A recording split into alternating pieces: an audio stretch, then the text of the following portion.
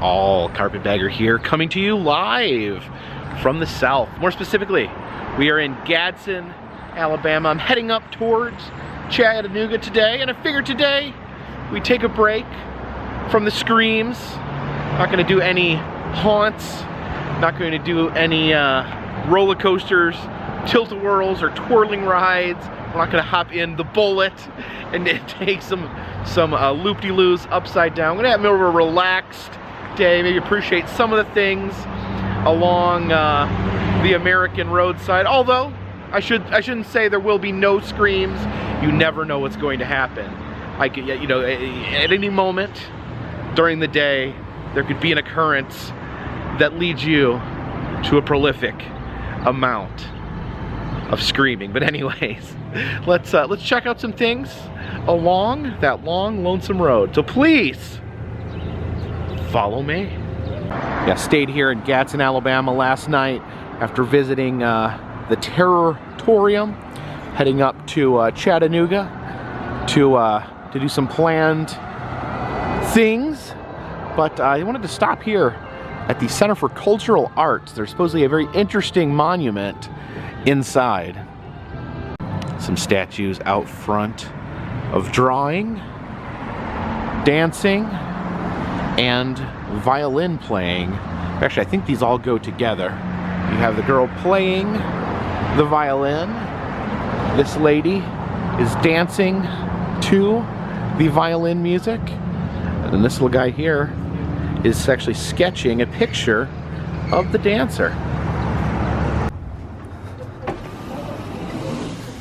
Now apparently they're doing some massive renovations in here, so normally that there is much more art inside here to peruse, but they do have this, and this is actually what I was interested in seeing. This monument here in the lobby is a tribute to air conditioning. And you know what? If I can't think of many things more worthy of a tribute than air conditioning itself. It's the apparatus for treating art. Yeah, I guess air conditioning is good for art. You know, it helps better than like leaving art in a sweltering barn to obtain moisture and high levels of heat. Yeah, it's actually created from air conditioning equipment. The big boxes there, the coils, the air conditioning tubes. See, it says cool there with little bits, little fuses and things. I don't know how air conditioning works, but here's some of the things that help create the magic that is air conditioning. A fan that would blow that wonderful air conditioning out towards us. It says, we measure time 2 ways in the South: before air conditioning and after air conditioning. I would say the creation of air conditioning a major change. You know, people in the South, you know, they used to sleep on the porch just because the insides of the house would get too hot. If you go to Charleston, the porches were pretty much designed for sleeping on them because of how swelteringly hot it got. And you know what? Not just the South. I mean, I definitely remember a time when there was less air conditioning, just commonplace. And man, what a change it has made for the better, and just enjoying life. But yeah, at the end of these tubes here, you can see some. Oh yeah, you can see air conditioning in a store. It says maternity sale. Come inside. You go into a nice, cool store. There's someone relaxing in a bed next to an air conditioning, staying nice and cold while in bed. Possibly someone who's ill or sick there. And then there's a child enjoying the cold blast of air conditioning in their face, in their hair. Yeah, see some more imagery associated with the wonders of air conditioning. Quite a thing, quite a true thing to be celebrated. And if I could just have a moment to be a grumpy old man, that air conditioning monument really got me thinking. And that is like, you know, I'm 40, I will be 43 this month, but I definitely remember. I don't remember air conditioning not existing, but I definitely remember air conditioning not being everywhere. Like, I feel like nowadays it's so ever present. You know, you go out in the sun, you're like, oh, this is miserable. And you go into a store and you're like, oh, you know that any store you step in is going to be cooler than the outside in the summer months. Now, like, if you go into a store and they didn't have air conditioning, you might just leave. You're like, oh, this store's abandoned. There's no air conditioning in here. It's almost synonymous with just indoors now, but that's not how it was when I was younger. You know, people I knew. I remember, you know, at my one of my grandmother's house, she didn't have air conditioning. You know, just you know, you'd open the windows. You'd open the windows when it was hot. You'd put some box fans in the windows. You just dealt with it. It was just, air conditioning was kind of a luxury. I remember, you know, the house I grew up in, my mom's house, she had there was 2 air conditioners in the house, a 2-story house. And when I say air conditioners, you know, it's those window units. That's what we had. So there was one up in the adult's bedroom, and then there was one downstairs for the family. And, you know, it had a whole house. The window unit had a whole house to keep cool. So really, if you wanted to be cold, you have to like stand in front, like that picture of the girl with her hair blowing back. That was kind of what you do. You'd sit there and enjoy that air conditioning. And yeah, otherwise you just open the window. And yeah, I realize, I'm not saying that this is better. I mean, this is, you know, I just, you know, today these we have so many conveniences that are just ridiculous compared to how I grew up. We had, you know, just, you know, cell phones in general, and just what they can do and the time they save and the money they save is ridiculous. But just, yeah, air conditioning. It is what a modern marvel air conditioning is, and it's something I think we do take for granted. You know, you get in the car, you get in your hot car that's been sitting in the sun, you blast that air conditioning to cool it back down. It used to be you just rolled down the window and then you started driving, and that wind, you blow the wind to get yourself cool. I don't know, if you transported young children or younger people back to, you know, when I grew up, they would find that miserable. In fact, I think if you transported me back there now, I would say, man, I don't remember it being this miserable. But yeah, it's funny how these modern conveniences, we get them, and then we kind of start taking them for granted. It appears that Gadsden is truly a town that really appreciates their air conditioning. As you can see over here at the Pitman Theater, here on the marquee, the top thing on the marquee is that this place is air conditioned here at Gadsden's finest theater. And yeah, we do have to get on the road, otherwise we would stay and enjoy an evening of jazz here at the Pitman Theater. Yeah, look at that air conditioned, the big bold letters. It must get really hot here. It must get really hot here in Gadsden, Alabama.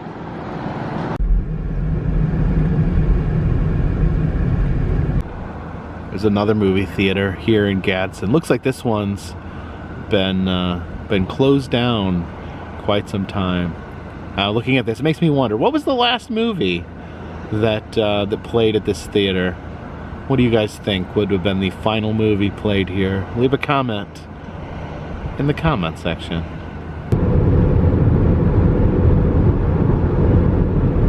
Stopped off here in Fort Payne, Alabama at Decalb Parts. It's a auto parts shop, but check this out. It's a car smashed through the side of the building. That car is going to need some new parts. Probably going to need an entire new front there. Let's see, that's a real tire there. Oh, look at that. We have a hidden religious message there. It says Jesus on the license plate. Also, apparently this license plate never expires. Yeah, I definitely love the creativity in advertising there. It just takes me back to the days, you know, when businesses didn't all look cookie cutter, when they had to do fun and creative things. to draw in business, but a big fiberglass statue up front, or do some sort of sight gag like this.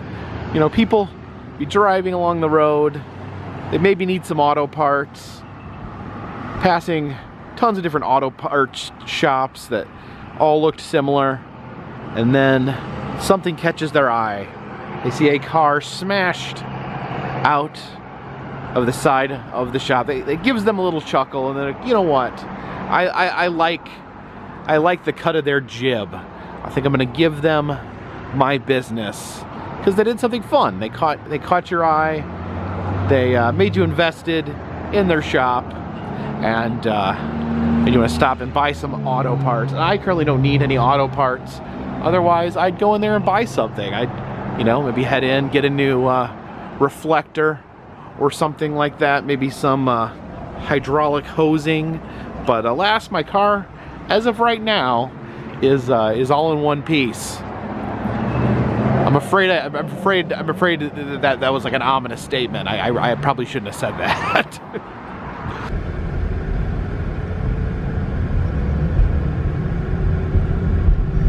And down here on Main Street in Fort Payne, Alabama, we have statues of Alabama the band. Now, I'm gonna be completely 100% honest with you guys. I've heard of the band Alabama. I've never heard one of their songs. I couldn't tell you a single song they sing, or even really what type of music that that they make. But I can definitely appreciate a good statue. This is Randy Owen right here. It's a little bit of information about him. His wife, his family, his inspirations are family, God, country, state, Little River Canyon, music and poetry. And up here we have Jeffrey Allen Cook. And over here, it looks like they've won a lot of awards. 23 American Music Awards. So yeah, somehow I've gone my whole life without hearing an Alabama song. Or maybe I have. Like, maybe there's a song out there I've heard that I did not know was from the band Alabama. Here we have Mark Joel Herndon. Mark Joel Herndon. That's Mark right there. And then Teddy Wayne Gentry. So all the members of Alabama. And I don't know if I mentioned this yet. These statues are really tall. These are not life-size statues. They're actually slightly larger than life. Are these? Okay, I wasn't sure if these sunglasses were part of the statue or if they're sunglasses someone had stuck on, because they look very realistic. Yeah, but if there's a good Alabama song that I should check out, like a specific song I should listen to, leave that in the comment section. I will go back and listen to an Alabama song. I don't know what, that's not the right way to play a guitar, how he's holding it, but then again, maybe he's not trying to hold it, maybe, or not trying to play it, he's just carrying it around.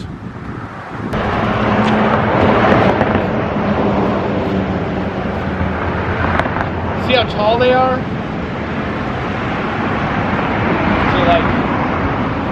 So like 7-8 feet tall. Slightly bigger than a normal person. Sweet home, Alabama.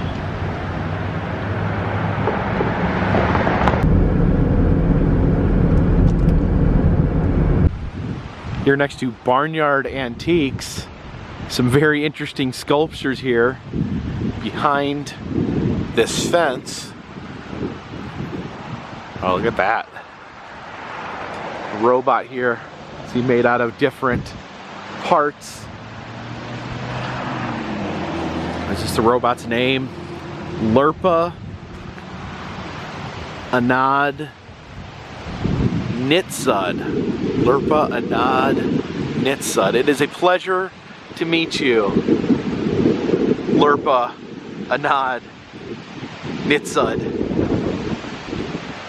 Now there is a no trespassing sign, so we will not be crossing in to the fenced area, but we can enjoy these sculptures from this side of the fence. Now when I saw this, I don't know if you guys can imagine what I thought this was. I thought this was Mothman when I first saw it. I always have Mothman on the braid, just the black with the red eyes, like that's Mothman. But then I realized he doesn't have any wings, and it is actually the vacuumnator, because he's got a vacuum tube there, the vacuumnator here, very Mothman-esque shape to him and coloration, but it is the vacuumnator. And you can see back there a life-size T-Rex made out of various bits of metal and junk there. And you can see all the little tiny pieces coming together to create one massive T-Rex. Oh, look, I spotted over there, hiding behind that bush, is SpongeBob. Look how wild-eyed he look. Wild-eyed. How wild his eyes look. These little guys down here have a sign that says, "Take us to your leader." Oh, it's something aliens always say. Where did that originally come from? The whole "take us to your leader." Is that from originally from a movie? Take us to your leader. What is that from? If you know where that originally came from, leave a comment in the comments. You can always think about that. Kind of a stereotypical thing for aliens to say, "Take us to your leader." And these creations are very interesting names. This is Zerkzing Gugbloot. And down there it says he's the ruler of grits and cornbread. Ruler of grits and cornbread there. Is he made out, okay, do you think he's made out of things that you would use to make grits or cornbread? He's got little pans for hands. Looks like maybe he's got mixers there in his chest, but look at his face. He's got long bloody fags. Zerg Zing Gugbloot.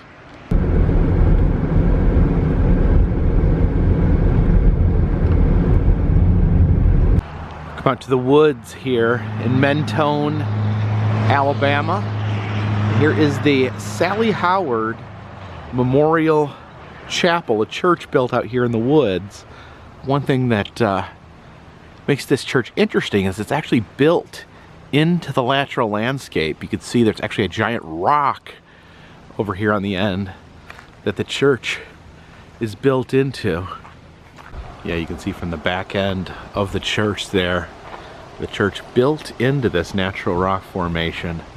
Pretty cool. Now I think they leave the church open so we can take a peek inside. Alright, let's check the door here. Now it says they do have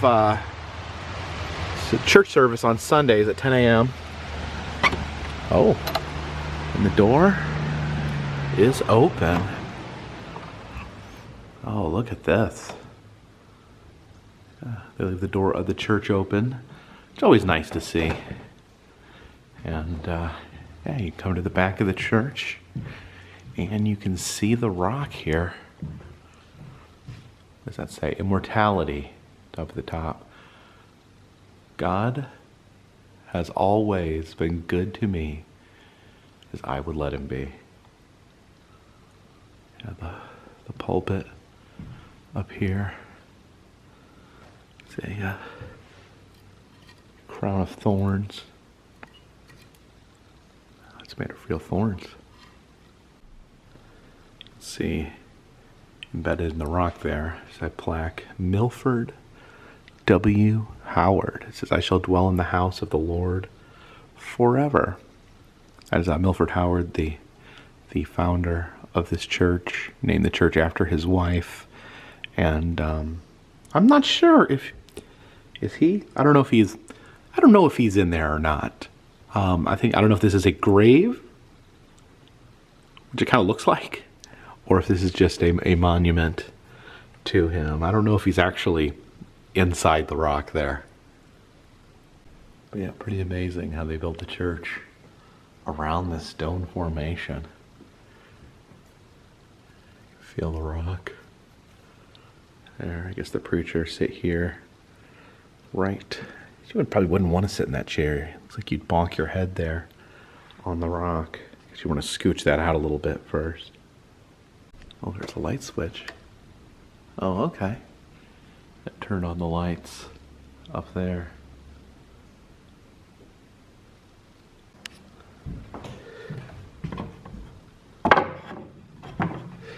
Oh.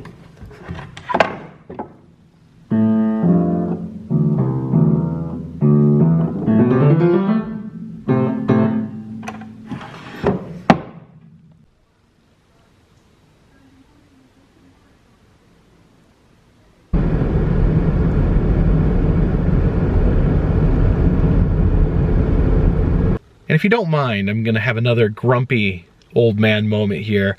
I get really messed up by time zone changes. I was driving yesterday to the Territorium in Oxford, Alabama, and I was like, oh, awesome, we're going into Central Time.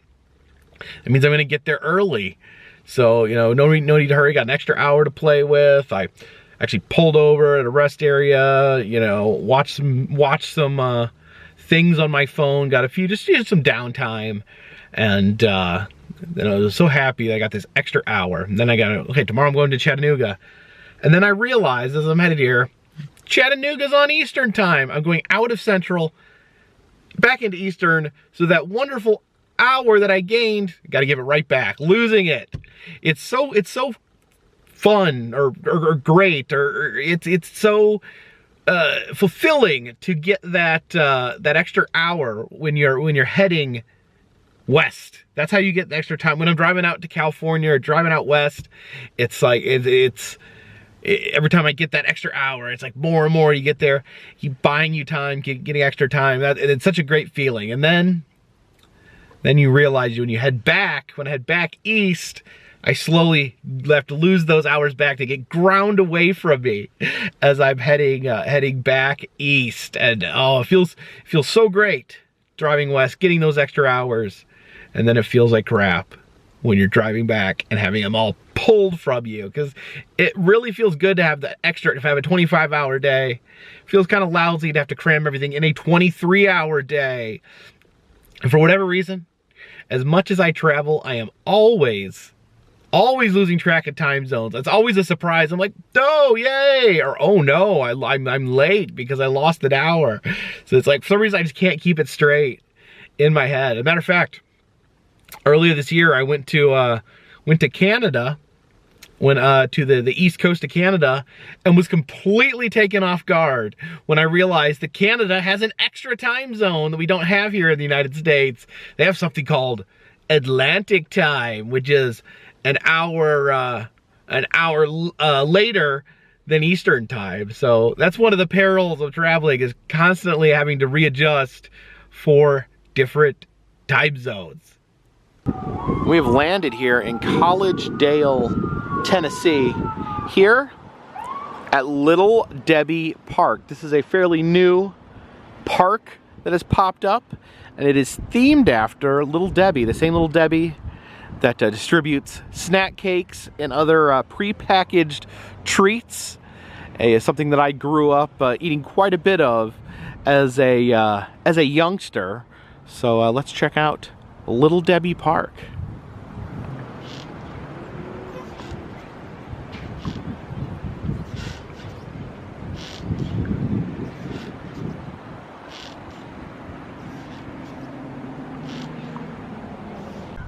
And over here we have Little Debbie herself. Now the company that makes Little Debbie's is based out of this area, and apparently Little Debbie was a real person. She's not a fictional character. She was the granddaughter of the founder of the company.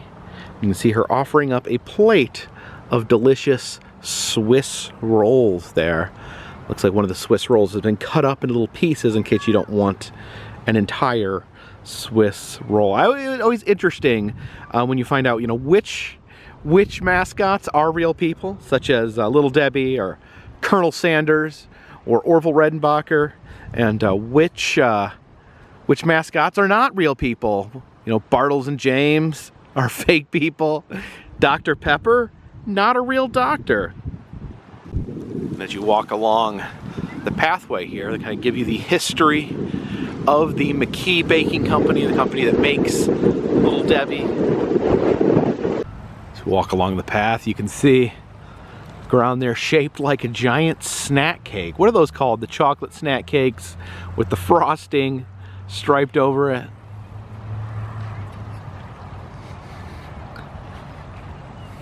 Here we have some giant replicas of some of the famed Little Debbie treats. Here is some Nutty Buddies. Here, there's a little bit of kind of sitting in this puddle here. There's a little water, a little standing water, some mud, but those Nutty Buddies still look delicious. Oh my, there is a lot of mud here. More like a muddy buddy, am I right? I actually stopped at the gas station before I arrived here, and I bought some of the Little Debbie treats so I could reminisce about my childhood. I remember Little Debbie being a huge part of my childhood. Little boxes of treats. I would always love the different kinds, and I think my favorite was the Brownies, the little Brownies. I'd love to get 2 brownies, 2 little sleeves of brownies, and then a big glass of milk to go with it. But I love it all. I love it all. I try not to eat this sort of thing really at all anymore, but I figured I was coming here to Little Debbie Park. Gonna have to try a few Little Debbies. So I got the Nutty Buddy here, so we can eat the Nutty Buddy on top of a giant Nutty Buddy. You know, even as an adult, I would go buy like a box of Nutty Buddies and eat it in like 2 days. That's why I have the health problems I do now. But there we go.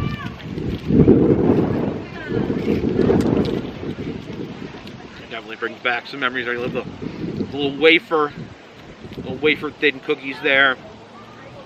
The peanut butter and chocolate, of course, always a fine match. Although I don't want to eat too much of this. I'm trying to eat better, but 1 bite of a Nutty Buddy can't hurt. Oh, it's so muddy here.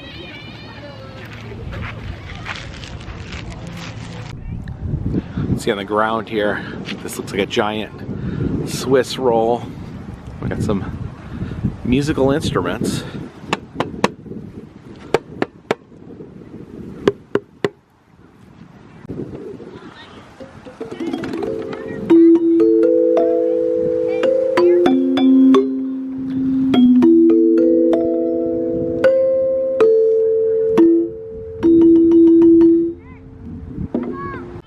What we have over here, a giant oatmeal pie. Yes, I have eaten quite a few oatmeal pies in my day. I remember still in the last couple of years, I would still sometimes buy a whole like long box of Oreo pies and keep them in my car. As a kid, I thought it was better. I thought they were better for me than some of the other Little Debbie treats because, you know, they're made out of oatmeal.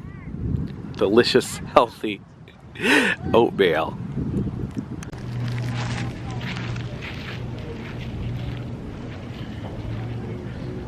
All right.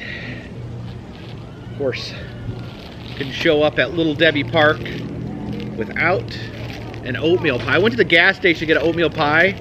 They only had the double-decker Oreo pie. They didn't have the standard. So I don't know about the double-decker. Here, that's a lot of pie. That is so thick. Good big bite there. Oh. I'll tell you what. When you've been trying to not eat sugar, when you've been trying to get healthier, oh, sometimes that sugar just isn't that good. I don't want this. That is so sweet. That is so sweet. It is giving me shivers. So I am not going to eat any more of that. That is Woo. I grew up on these, but oh, I'm not feeling well all of a sudden.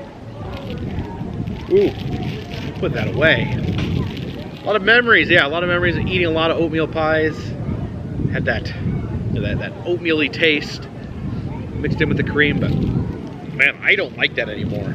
I don't know. It's been about 3 or 4 months since I've been trying to cut sugar out of my diet, and my body just decided it did not want a bite of oatmeal pie right now. Ooh, ooh. Down here is a healthier option. We got a pile of acorns here. Now, as far as I know, Little Debbie has never sold acorns, but I guess, you know, if you don't want all the sugar of a sugary snack treat, you can always snack on a handful of acorns. And here is my all-time favorite, the Cosmic Brownies. Now, when I was little, I loved the brownies that had walnuts on them, and I loved them. I didn't really care for the walnuts. I'm not a big fan of like walnuts and nuts mixed with chocolate. I like nuts, but I like them separate from chocolate. But when I found out they were now making them with candy, little bits of candy instead of walnuts, I was super excited. You can see someone here is taking a big chomp out of that one. You see the full-sized Cosmic Brownie right there. Ooh, someone took a chomp out of that one as well. Cosmic Brownies. Brownies in space. Now, of course, couldn't come out here to Little Debbie Park without breaking out the Cosmic Brownies, which looks like they have melted in my pocket here. Yeah, this was all, like I said, the walnut brownies always my go-to as a kid. That's what I would always ask my mom to please purchase at the store. And I think I was a little older when I realized when they switched over to making the brownies cosmic by adding the colored candy. I don't know, I had such a negative reaction to the oatmeal pie. I'm afraid to taste this. Let me see. Yeah, it's got like they're like little crunchy, almost like little M&Ms. That tastes, I don't know, I think my flavor profile is maybe matured over the years, because that kind of just tastes like sugar mixed with plastic. That is not, very dense consistency, almost like fudge or chocolate, like it's pure chocolate. There's no real brownie or cake to it. It's really just sugar. Really, you know, I don't want to sit here at Little Debbie Park and badmouth Little Debbie, but it's a lot of sugar. A lot of sugar. You can't really taste a lot in them besides sugar. So I kind of realized once I like got the yeah, the little candies are good, like little M&Ms. But I don't know. I think I've outgrown Little Debbie in a way. Makes me very sad. We almost cast aside childish things, such as Cosmic Brownies.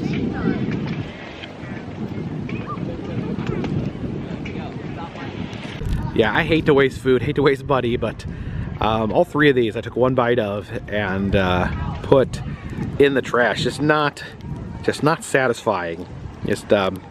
I'm not that big, you know, honestly, I'm not that big on desserts in the first place, and you know, I'm trying to be really conscious of what I eat, and I think just maybe psychologically, I just bite into that, taste all that sugar, just realize that's not worth it. So we're gonna put that away. Oh, we got a little Christmas tree here.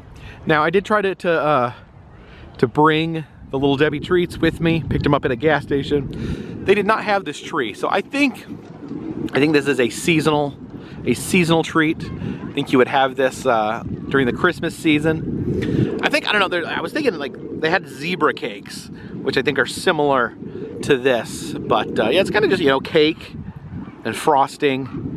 So I guess this is more of a seasonal Christmas treat here. I forget what they're called. What do they call it? You just call them trees? Leave a comment in the comment section. What do they call this tree? What does Little Debbie call this tree?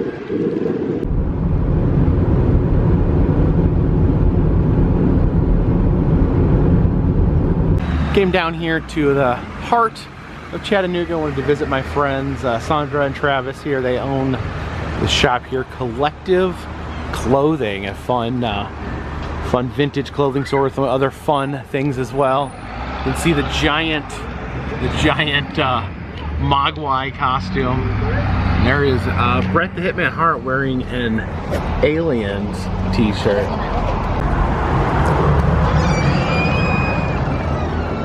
Check this out, the giant yellow submarine there.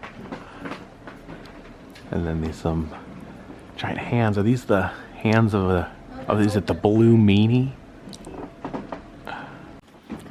It's Elvis. You visited with him the last time. I know, I remember him. Yes. He was hanging out in the back, so I had to bring him out for you. Great to see you, Elvis. Does he still talk, or? Yeah, let me plug him in. Oh, he moved. Oh. Hello, ladies and gentlemen. Hey. Hey there, darling. Where'd you go, honey? Man, I just work here. He's just flirting with women.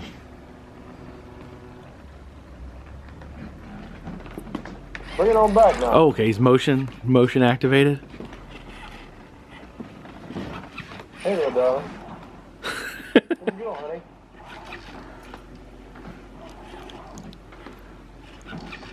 Hey there, darling. You just like put him up here and he just flirts with women as they walk by. Where'd you go? I shake your hand, but I can only move my little finger. Where'd you go? You looking for trouble? Oh, look at that. You say the right place. You can see his lip move a little bit there. Where'd you go, honey? Hey there, darling. Where'd you go? It's amazing. Hey there, darling. Where'd you go, honey? Man, I just work here. Where'd you go?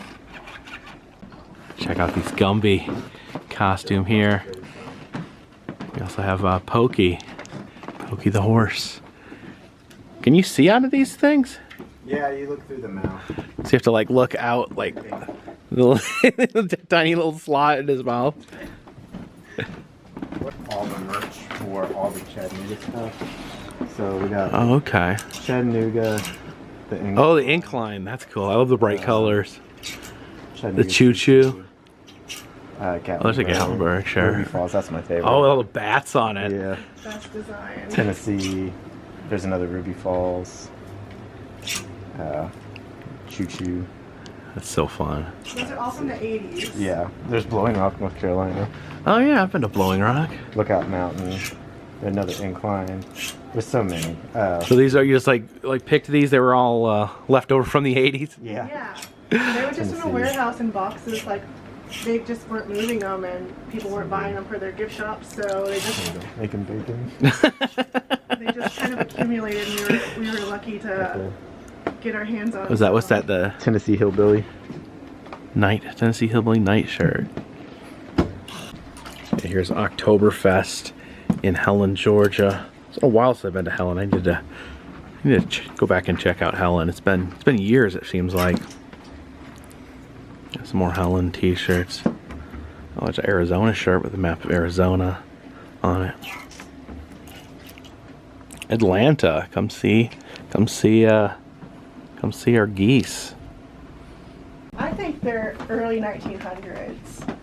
The Rebeccas and the Oddfellas used to have rituals, and there were like guides with different pictures of them, and they could pick I don't know, for whatever purpose, different styles of robes. Okay.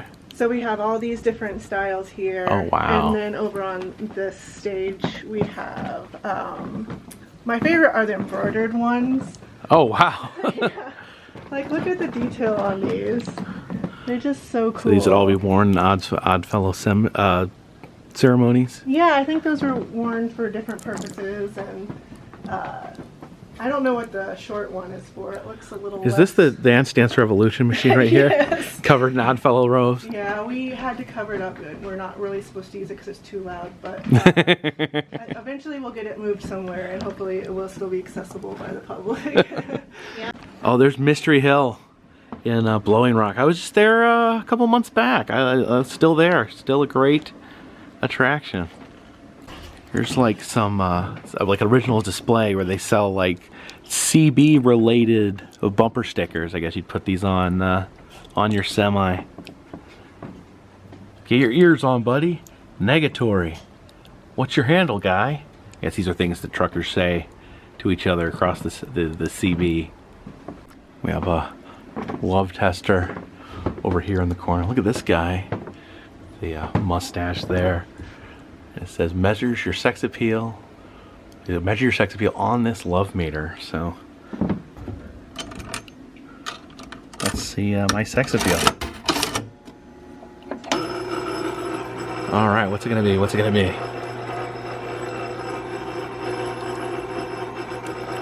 Oh. Passionate.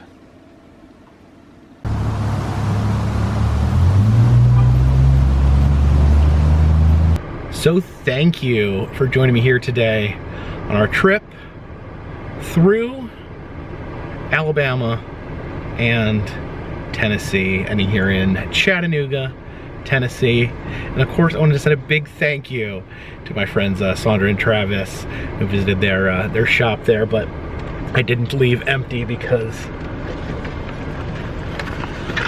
I was, oh my gosh, he's so big.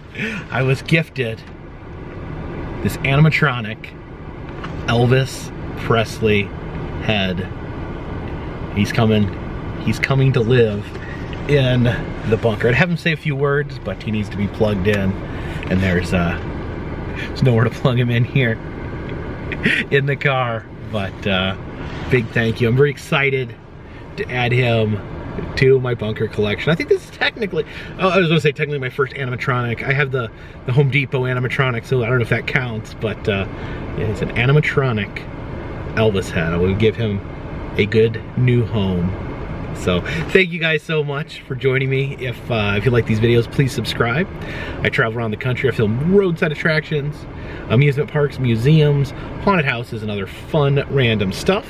If you'd like to help contribute to the channel, consider contributing to Patreon. $3 or more will get you a postcard once a month from me to you. Also selling enamel pins in the Etsy shop, as well as doing personalized messages on Cameo, and all that helps keep this train on the track, this boat in the water, and this dirigible in the air. Till next time, my friends, this one's in the bag. Thank you very much.